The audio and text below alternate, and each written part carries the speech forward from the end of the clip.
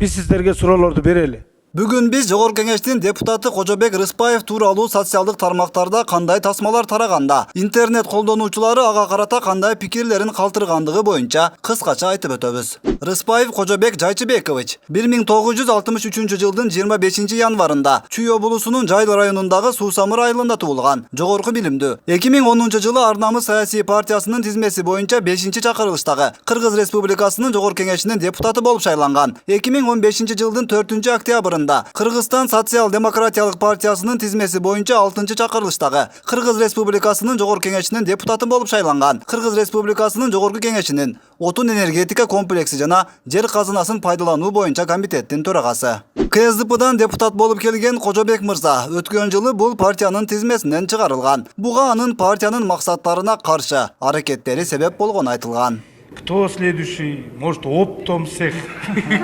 Рыспаевты чыгарганыңар туура болду. Жаман көрбөй өз эле арызын жазып партиядан эмес, такыр эле парламенттен кетип калса деле жарашмак. Жок, Рыспаев парламенттен кетип калууну туура көрбөдү. Андан көрө активдүү депутаттык ишмердүүлүгүн жүргүзүүнү туура тапты. Комитет жыйынында Кыргыз алтындын жетекчисине катуу сүйлөп көрдү. Алтын деген кимдерди гана катуу сүйлөтпөйт.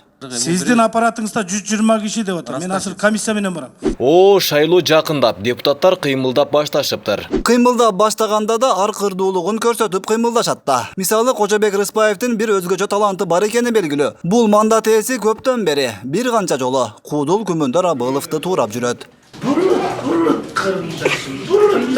Сен өзү кудулдук эле кылышың керек экен. Колуңдан келбейт экен депутаттык. Эй куураган депутаттар, куудулдарды туурап бале барбы? Закондорду иштегиле. Бале басат экен эми 120 куудул болуп Кыргызстанда.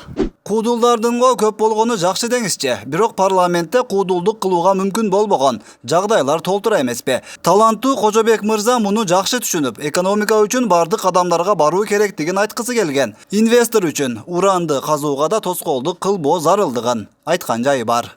Уран жаңжалы менен инвесторлор келбей коюшу мүмкүн. Бийликтин кошоматчы депутаты элдин келечегине, ден соолугуна зыян келтирген инвестордун кимге кереги бар? Туура, бул пикир туп-туура экенин эми Кожобек мырза да колдоп чыкты. Уран кенин казууга жол бербөө керек деген позицияга өтүү Рыспаев үчүн кыйынчылык жаратпады.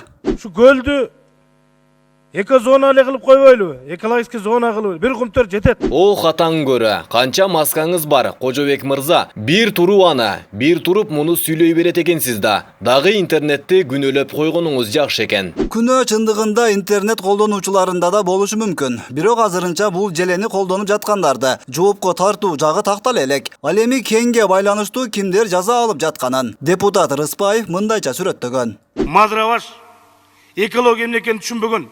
Ой, катуу окшоттуңуз, Кожобек мырза. Сооронбай Жээнбековго аябай жактыңыз. Болду эме, өзүңүздү кармаңыз. Бирок Кожобек мырза өзүн кармана албады өңдөнөт. Айыпты кимдир бирөөгө оодарыш керек болуп жатканын мыкты түшүнгөнүнөнбү же чындап эле ушундай болду беле? Айтор Рыспаев мырза Бишкектеги ТЭЦти модернизациялоого Жогорку Кеңештин депутаттарынын уруксат беришинде өзүнүн аргасыз болгонун айтып өттү.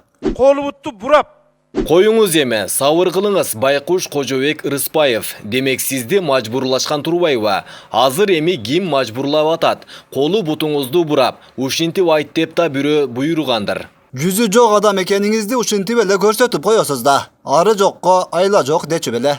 Айла жок иштин өзү жок деген сөз да эл арасында айтылып жүрбөйбү?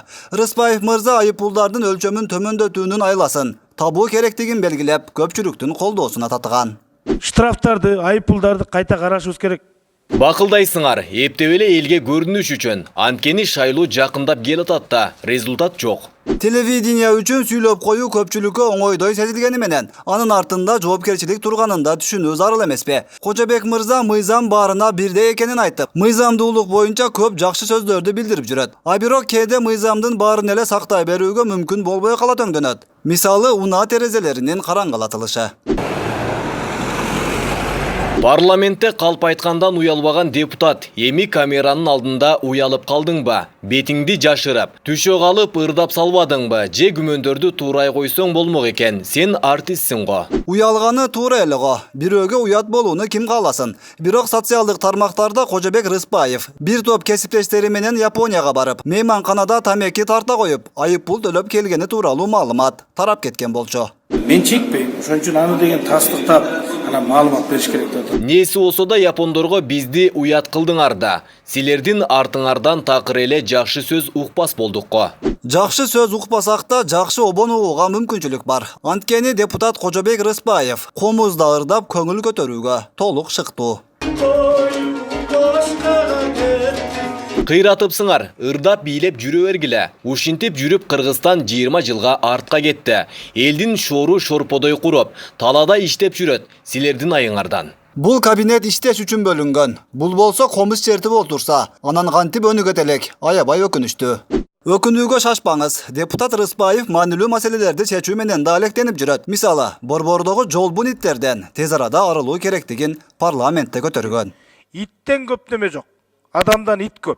Иттерди атыш керек туура. Аларга кошуп жемкор саясатчыларды да атып салууга кантип болбосун дейм да.